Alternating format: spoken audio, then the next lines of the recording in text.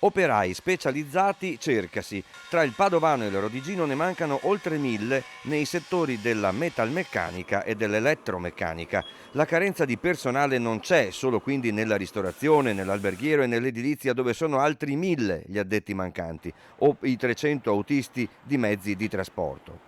Noi come imprese siamo pieni di lavoro, ma manca proprio quella qualità, quella ricerca del personale qualificato che chiede oggi il nostro mercato.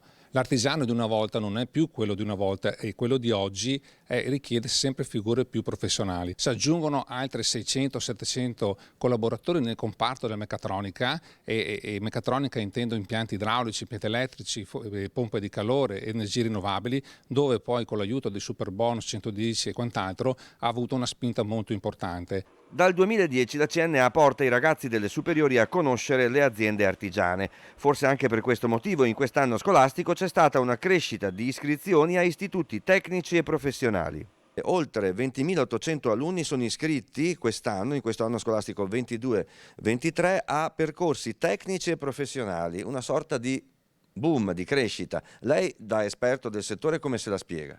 La spiego perché i ragazzi hanno una grande capacità sull'ambito, anche sui computer, sui software, che hanno una grande manualità. Infatti, come diceva il mio presidente, oggi come oggi il lavoro è visto molto tecnologico.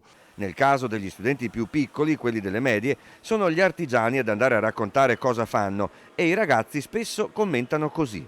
Ed è molto bello perché dicono che non è stata una gita, ma è stato un momento veramente importante perché hanno scoperto una cosa molto bella, il mondo del lavoro.